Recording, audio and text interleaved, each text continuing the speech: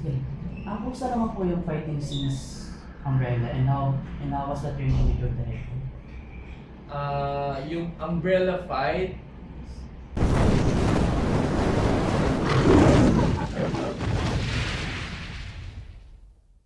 Sir Lance, first of all, congratulations. Successful incognitos din.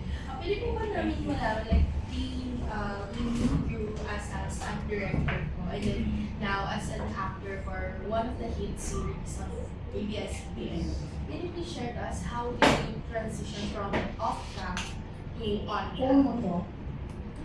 so how I transitioned, well, being part of the camp work, mas nasanay na ako being on set. Siyempre, I've seen all of our cast, how they are, how they act. Maraming na ako na tips na nakuha just being on set and being on camp. So the technicals of like blocking, a bit of acting, mas natutunan ko na. Pero yung acting, medyo talaga siya, it's a different talaga unless na you try it. So I took a bit of acting workshop with Tita Malu, si Apo, sa Ito. And talaga ni-rehearse ko yung mga lines ko. Talagang mas kinabahan ako sa throw ng lines kaysa sa action. So it's a bit different for me. Pero yun, I have the cast members din naman to help me out. They really supported, lalo si Tito Ian. I go to him for advice, lahat tinatanong ko sa kanya how to do this. And pati si DJ, si Baron, they all give me advice on how to do it. They've been all supportive. So they were very helpful. Yes. Is this your first acting job? Hindi naman. Actually, I started talaga sa Luna Sacre. Oh. Sila DJ din. Like Pero a small decade lang, ago? small role lang yan before college. I did like 1 month of acting there. From there, I did Bagani. Oh, Small Bagani. role din. Then sa Ironheart, yun, medyo matagal yung Ironheart. Oh. Or same, That was the last before this one. yes. So dito sa Incognito, audition ka na ba for the role? Hindi ako nag-audition. It's more of binigay sa akin yung opportunity. Kasi they were looking for someone to do a lot of fights sa Japan. And siguro tipid na rin, pupunta na rin ako ng Japan tomorrow. They gave me the opportunity to be there. You shot down in the winter? Yes. Dead of winter ba Dead yun? of winter, February. OMG. It was -8. Exactly. So how challenging was that for the team? It was very challenging talaga, lalo na kasi tayo mga Pinoy, hindi naman tayo sanay sa malamig. Exactly. Lalo na sa yellow. Iba yung lamig sa yellow eh. It's masakit siya mahapdi. Snow talaga. Yeah, and ayun, talagang pinarsikito lang namin mag-shoot kahit masakit, mahirap. Nakailang take po kayo dun siguro? Kasi parang naging trending topic siya, yung Yeah. snow fight Yes. ninyo. So nakailang take po kayo? In total, we did No. 8 days. 8 days of shoot. And every day may fight scene kami doon. Kasi jump pack yung yung episodes in Japan. It's always fight every day there. Yung mga stunts mo, sino gumagawa? Ikaw na rin ba? Ako na rin. Kaya mas mabilis. Were you also in Italy? Yes. Since Last the year. beginning of Incognito, I was there. Okay, okay. Sobrang astig ng mga fight scenes mo. Ano yung martial arts background? Well, I started learning wushu, it's a Chinese martial arts, since I was 5 years old. My dad was the one who taught me first until nag-join ako ng national team when I was 11. And from there, I learned a lot of different sports, different martial arts like kickboxing, MMA, boxing, and Filipino martial arts. Boxing? Okay. Dun sa mga cast, sino sa tingin mo yung may potential na maging martial artist? Lahat sila actually, because they trained for 3 months and ako yung nag-train sa kanila and I've seen their capabilities and lahat naman sila Capable. capable. Yeah. And I would say they're martial artists with the amount of training that they did. All the 4 guys or 5 guys? All of them, even the girls. Oh, 4. But Richard and Tito Ian are already martial artists since they were young. Yeah. Nagpapadouble ka ba ba? Mapapagaling yung mga mahihirap na staff? Kaya mo? So far wala pa naman. Pero we'll never know. May mga stuntmen din naman tayo na mas magaling sa akin. For sure. Parang being part of the Incognito cast po, have you ever dreamt na parang doing Kenji na, ay, ito yung gusto ko, parang more on this, since you're a stunt director as well? It wasn't really my dream to do acting or being on cam. More of my dream was to always make a good action film, action series, and action scene. And you know, kung whatever it takes to do that. So I'm happy na nabigyan ako ng opportunity to do it. Leaning more into action po ba kayo, or do you want to try different genre as well, since nag-acting na rin po kayo? But as of now, action Action. talaga muna yung focus ko. What was the course that you took up in college? I took up business technology management in That's one? university That's one. in UBC. It's in Vancouver, University Oh, of okay. British Columbia. So you finished it there. Yep. I took that course for 5 years. Dapat 4 years lang kasi inabutan ng pandemic. Oh, So it okay. became 5 years. When did you graduate? What year? Just 2022. recently. 2022. May mga ano ka ba? May mga naka-close ka na dun sa Incognito and sino yung pinaka-nalika-close? Lahat kami very close naman eh. Like even the crew, cameraman, lahat kami, the cast.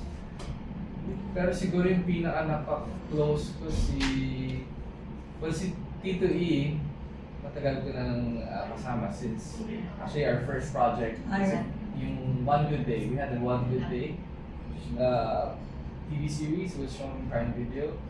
Oh, So, alright. One Good Day, and then yung Ironheart, kasama namin si Richard nun, ang tagal din nun.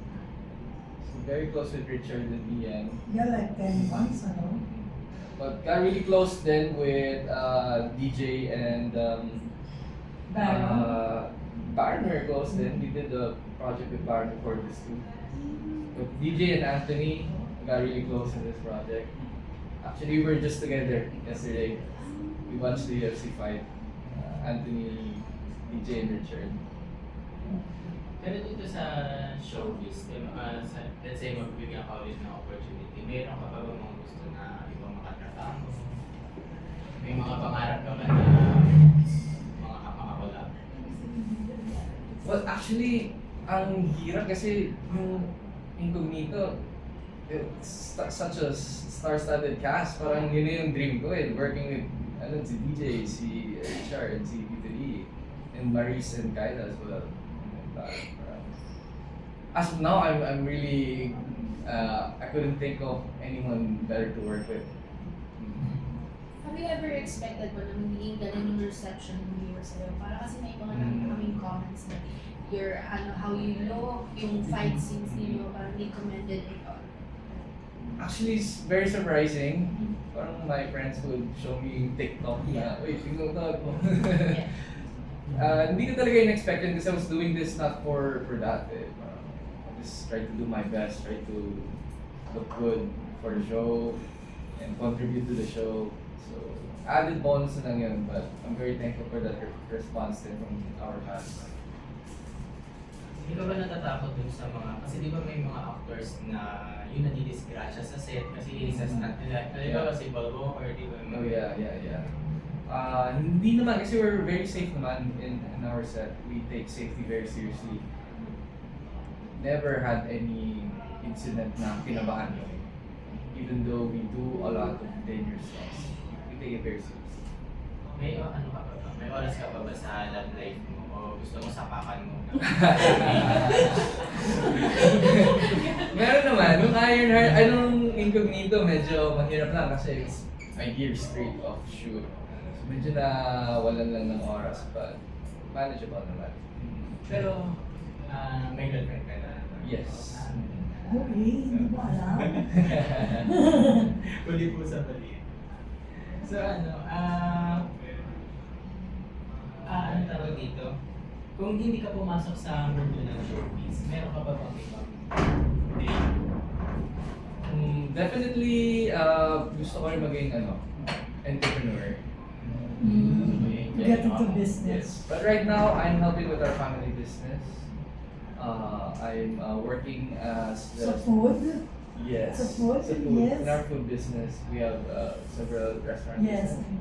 But not really related to the food. I'm working as a CTO right now. It's related to my course in CTO? college. CTO is Chief Technology Officer. Technology officer. Yeah. So I handle yung mga technological requirements. So you hold all, you're with the Binondo Binondo food group. Sorry, ginagawa mo siya ngayon habang nag-incognito ka? Yes. Paano mo siya napagsasabi? Yeah, how do you shuttle? Ngayon naman may naman tayo may Zoom, di ba? We have technology, so mabilis lang naman. So every day, kailangan ng magtingin ng mga messages, mga reports. Pero it's quite challenging. Pero may nakaya naman.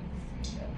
Pwede mo ba may ma-take back dun sa araw na nalaman mo na kasama ka sa incognito? Ano yung reaction mo?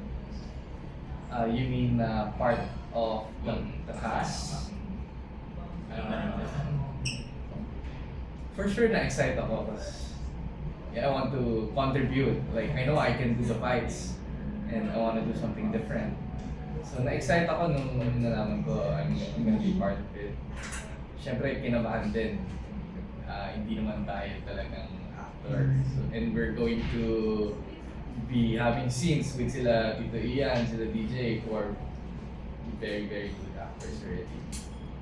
Pero, tinawagan ko sila, I told them na I have this role, they were very happy for me. And tinulungan nila, they gave me tips. So, After Iron Heart, yes, after Iron, you look forward to the next action series. yung incognito ko. Yeah, Incognito. But you were also in Iron Heart, Yes. yes?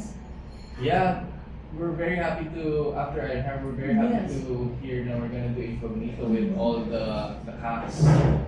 Kasi talagang with all the cast we have right now, talagang mabibigyan ng pansin and recognition yung show.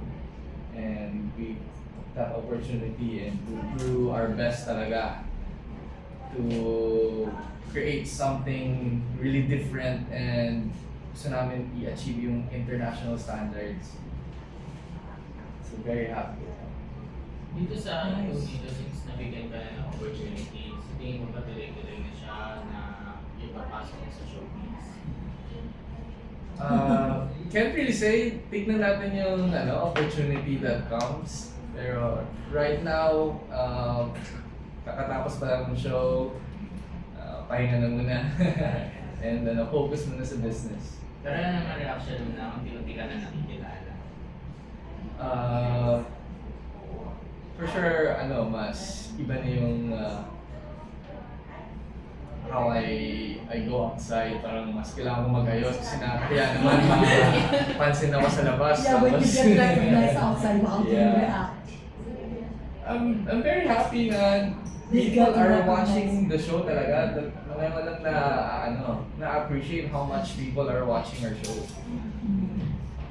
Ano yung mga naalala mong magagandang comments na yun? Hi. Si John Lance, John from Two Silver Star. Star. Hello po. Ano po yan? Ano yung mga naalala mong magagandang comments na narinig? Comments.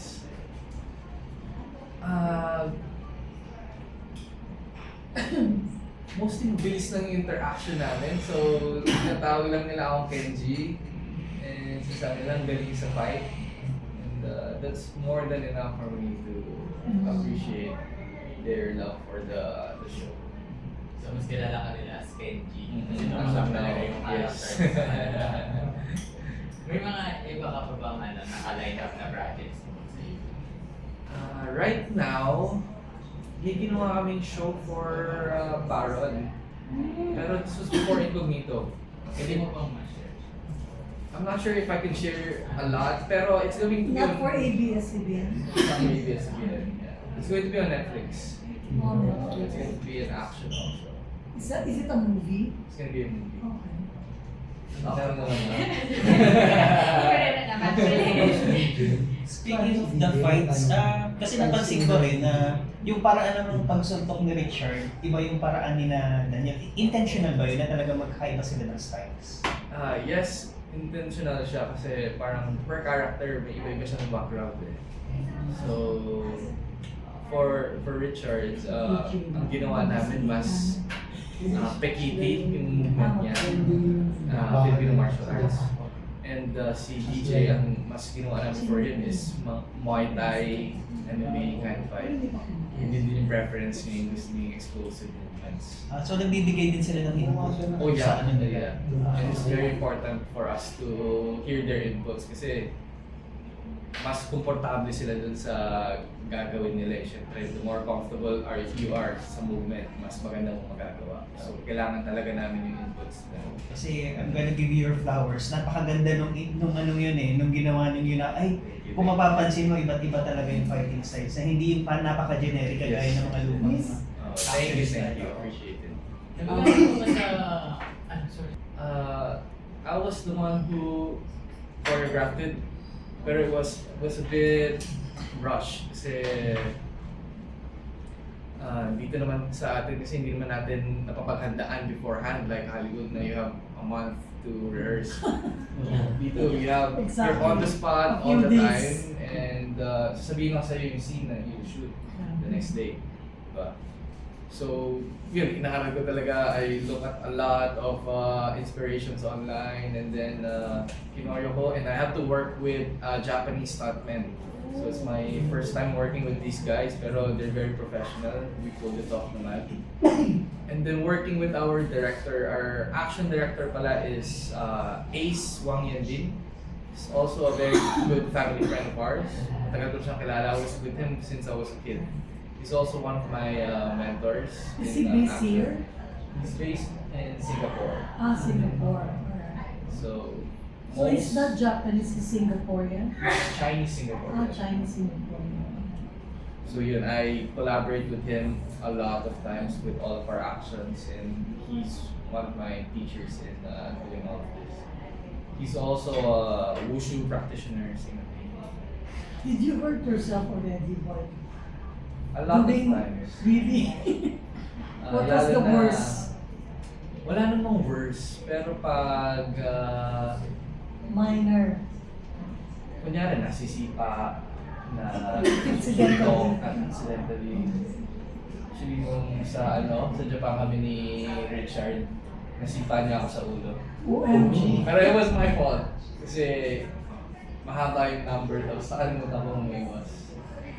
So mga ganun, parang it will hurt, may hilo ka for a while but pahinga ka lang 5 minutes, go Can you say din. that?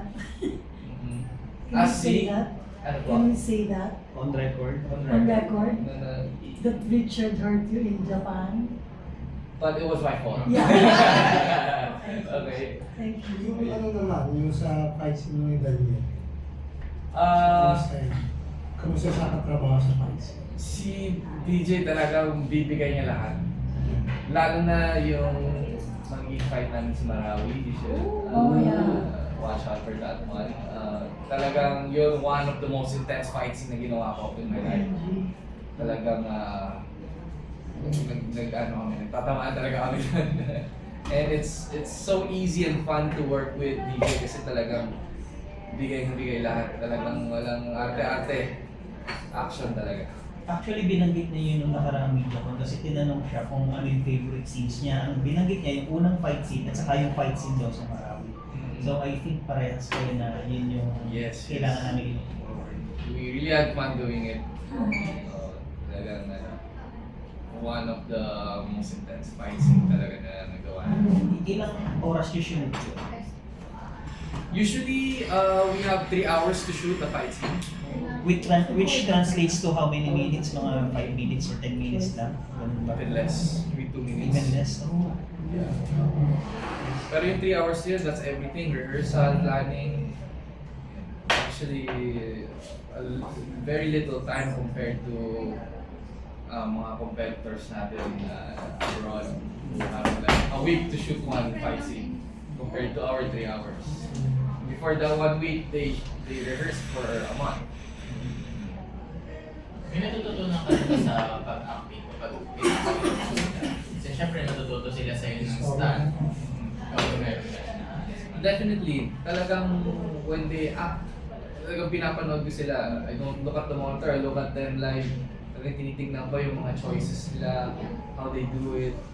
And yun, ang bilis ng matuto sa kanila kung they're not ready with their knowledge and acting. Talagang they share with me, casting with me.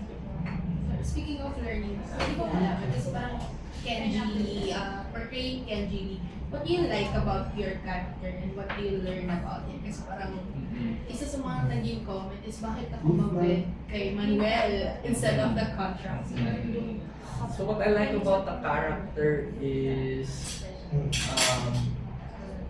parang meron siyang gray area ng goodness and badness. So parang ang sarap laruin yun na hindi talaga siya totally bad. Parang ano ba siya, mabuti ba siya, masama ba siya talaga. So ang sarap laruin ng acting na gano'n. It's not like straightforward acting.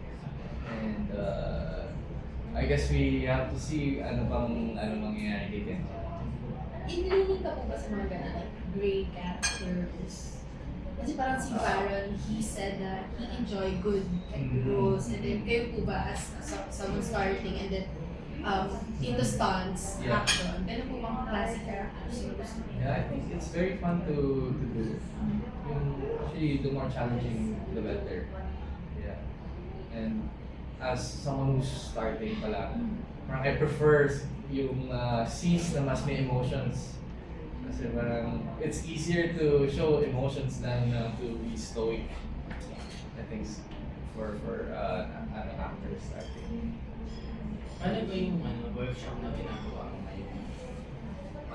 Ngayon, wala pa so far. Pero before Incognito, I had like 2 days of acting workshop. Paano yung nagiging ano dun sa paglalabas mo na yung paano yung process? Paano yung process? I think mas nakatulong talaga sa akin is yung paano himayin yung character doon sa workshop namin. Kung ano ba yung backstory nito, gagawin mo, i-breakdown niyo yung script, ano ba yung mga points na kailangan mong hits per scene. So very technical siya. So I think yun yung pinaka na-work sa akin in the acting workshop. So since parang napapamakit din naman sa yung acting, hindi ka naman ba na maging A-list actor sa event? If there's an opportunity, why not? Diba? Pero hindi talaga yun yung Goal. goal ko, what I'm Yung aiming for. Pero if I reach that point, why not? Diba? Was it easier for you having your dad at the helm or harder? Sorry po. Having your dad as your director or harder? I think there's it's Advantage both. and Yeah, disadvantage. advantage and Okay. disadvantage. Alright. I think kasi pag you're working with your dad, yung mga comments niya and mga mali mo, he says it straightforward, upfront. Sometimes masakit siya.